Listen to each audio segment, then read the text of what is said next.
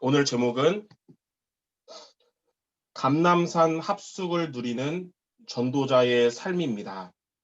감람산 합숙을 누리는 전도자의 삶. 성경 구절은 사도행전 1장 1절에서 8절입니다. 부활하신 예수님은 승천하시기 전에 감람산에서 제자들에게 40일간 합숙을 통해서 세계복음화할 내용을 미리 체험하게 하셨습니다.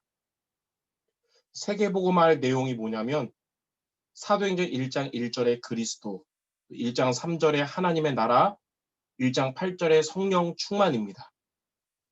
그래서 첫 번째로 감람산 합숙이란 뭐냐면 그리스도와 하나님의 나라와 성령 충만을 체험하는 게 감람산 합숙입니다. 사도행전 2장부터 28장까지 전도운동의 발걸음을 걸어갈 수 있었던 비밀은 사도행전 1장에 나오는 이 세 가지를 체험한 것이 가능했기 때문에 그런 거거든요. 그러므로 여러분들이 감람산 합숙을 체험할 때 내가 있는 대학의 하나님은 전도운동의 응답을 사도행전처럼 주실 겁니다. 그래서 첫 번째로 감람산 합숙은 그리스도를 체험하는 것입니다. 그리스도를 체험한다는 말은 뭐냐면 그리스도가 오직이 된다는 것입니다. 오직.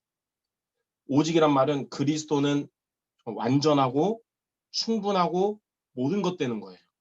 십자가에서 다 이루신 그 그리스도이기 때문에 완전하고 여호와가 나의 목자시기 때문에 부족함이 없고 그리스도 안에는 지혜와 지식의 모든 보화가 있기 때문에 모든 것입니다.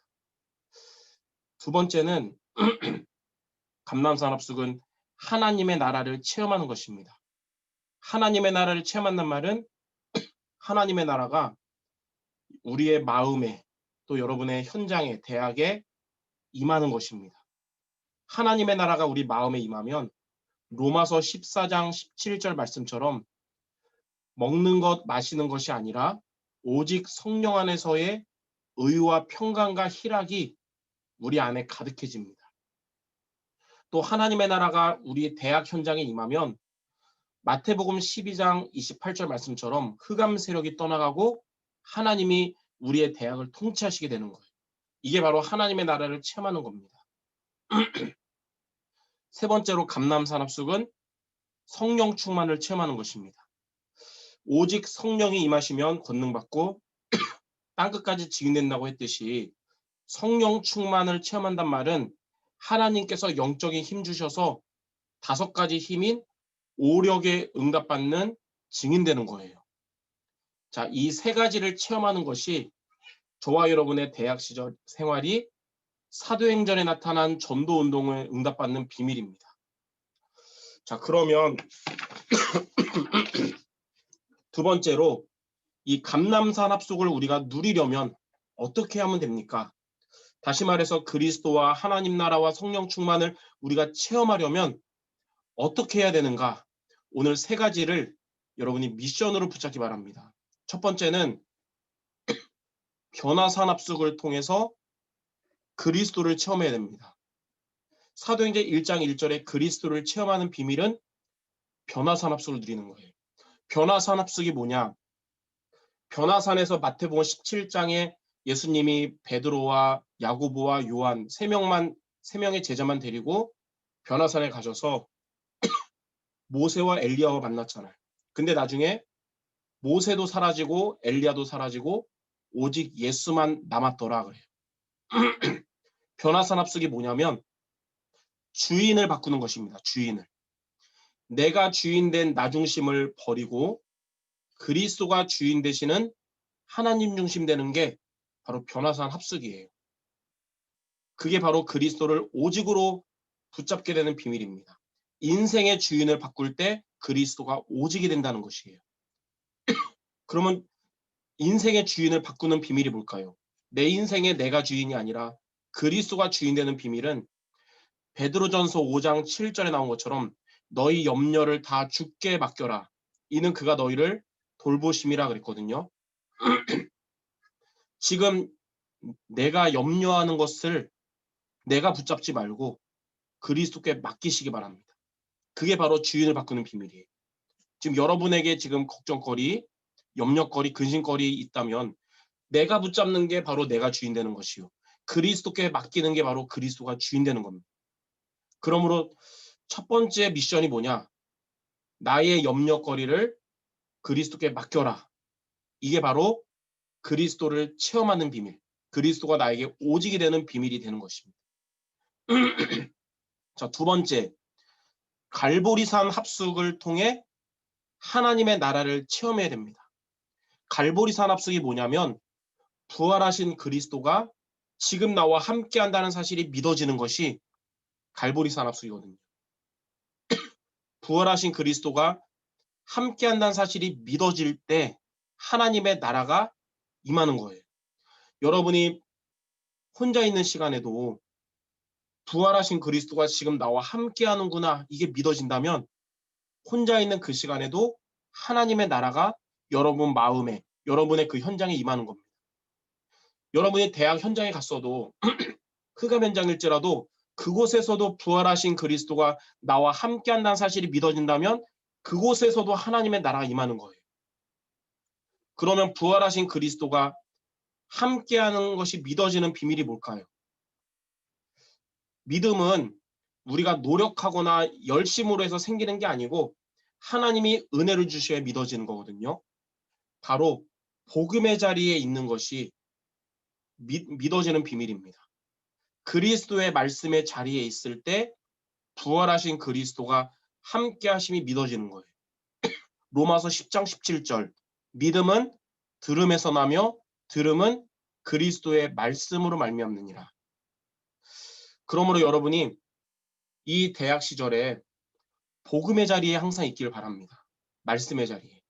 그게 바로 부활하신 그리스도와 함께한다는 사실이 믿어지는 비밀이요. 여러분이 있는 현장에 하나님의 나라가 임하는 비밀입니다. 자, 세 번째, 치유합숙을 통해서 성령 충만을 체험해야 됩니다. 치유합숙이 뭐냐? 지난주에 메시지 했듯이 우리 전도자의 동기가 치유되는 거예요. 동기가 바뀌는 겁니다. 베드로가 잘못된 동기를 가졌을 때는 예수님의 수제자였음에도 불구하고 예수님이 잡혀가는 그 위기 앞에서 무너졌지만 갈릴리 바닷가에서 다시 예수님을 만나면서 올바른 동기를 갖게 되잖아요. 복음과 사명. 그때부터는 흔들리지 않게 됩니다. 마찬가지로 저와 여러분의 동기가 내가 주인 되는 나 중심, 육신적인 것을 의지하는 육신 중심, 성공이 목적이 되는 성공 중심에서 버리고 그리스도와 하나님의 나라와 성령 충만이 여러분의 동기가 되기를 기도하기 바랍니다. 갈릴리 바닷가에서 올바른 동기를 갖게 된 베드로가 그때 이후로는 흔들리지 않았어요. 그리고 말씀을 전할 때 3천 제자가 일어났듯이 이렇게 동기가 치유되면 하나님은 여러분 대학 현장에서 성령 충만과 오력의 응답을 받게 하실 겁니다.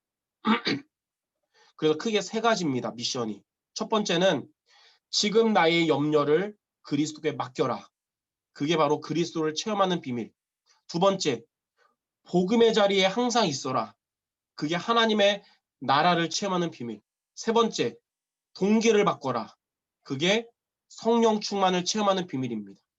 이 세 가지 미션에 도전하여 138을 체험함으로 사도행전의 발걸음을 가는 여러분 되시기를 바랍니다. 자, 마지막 세 번째. 이렇게 우리가 감람산합숙을 누리면 어떻게 될까요?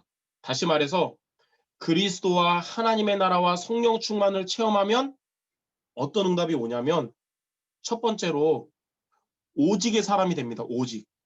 그 말은 어떤 문제에도 흔들리지 않고 세상이 감당할 수 없는 사람이 된다는 거예요. 그리스도를 오직으로 누리면 어떤 문제에도 흔들리지 않게 돼요. 요셉이 노예로 가고 감옥으로 갔어도 하나님이 함께 하심으로 형통하게 된 것처럼 되는 거예요. 또 그리스도를 오직으로 누리면 세상이 감당하지 못하게 됩니다. 히브리서 11장의 사람들이 그리스도를 오직으로 누린 사람들이다 보니까 히브리서 11장 38절에 세상이 감당하지 못하는 자들이다 그랬어요. 하나님은 이러한 응답을 주실 겁니다. 두 번째는 유일성의 사람이 됩니다. 다윗은 하나님이 함께 하심을 누리니까 다윗이 사울 왕을 피해서 도망하는 위기 가운데서도 전쟁 중에도 하나님의 나라가 임했어요. 그래서 시편 23편 4절에 내가 사망의 음침한 골짜기를 다닐지라도 해를 두려워하지 않을 것은 주께서 나와 함께 하심이라 고백했듯이 여러분들에게도 현실에 대한 염려, 또 근심 걱정 이런 게 사라질 것이고 우리의 미래에 대한 불안과 두려움이 사라지게 됩니다. 이게 바로 유일성의 사람이 되는 거예요. 세 번째는 재창조의 사람이 됩니다. 재창조의 사람이란 말은 여러분의 대학 현장에 전도가 되어지고 제자가 세워지는 응답을 받게 되는 거예요. 바울은 로마 감옥에 있었지만 그곳이 성령 충만을 체험하는 자리가 됐어요. 그래서 바울은 로마 감옥 안에서 빌립보서 4장 13절에 내게 능력 주시는 자 안에서 내가 모든 것을 할 수 있다고 고백했습니다. 그리고 바울은 그 감옥 안에서도 감옥 밖에 있는 에베소, 빌립보, 골로새 현장을 살리고 제자를 세웠어요.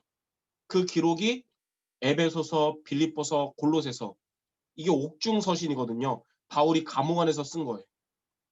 마찬가지로 지금 이렇게 코로나가 장기화되면서 만나지 못하는 비대면 시기가 계속되고 있지만 여러분이 있는 지금의 그 자리가 성령 충만을 체험하는 현장이 된다면 하나님은 로마 감옥 안에서도 밖에 현장을 살렸듯이 바울처럼 여러분의 대학에 전도가 되어지고 제자가 세워지는 응답을 하나님이 주실 것입니다.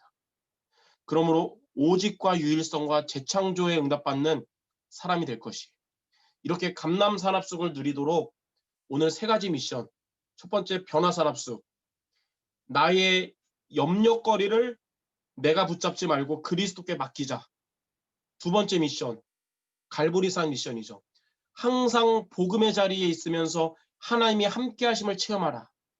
세 번째는 치유합숙의 미션이죠. 전도자로서 나의 동기를 치유하라. 이 세 가지 미션에 도전하면서 138을 체험하는 우리 경기 동부와 남부의 모든 전도자들 되시기를 주님의 이름으로 축원합니다. 기도하겠습니다. 하나님 감사합니다. 오늘 말씀처럼 사도행전의 전도자들이 사도행전 1장 1절, 3절, 8절을 체험하는 발걸음이 마게도냐와 로마 복음화까지 이어졌듯이 지금 우리가 각자 현장 속에서도 138을 체험하는 우리들의 발걸음 되게 하사 우리들의 삶이 하나님이 맡겨주신 대학을 살리는 발걸음, 경기지부 동부지역과 남부지역의 대학을 살리는 전도운동의 발걸음 되게 하여 주시옵소서. 예수 그리스도의 이름으로 기도드립니다. 아멘.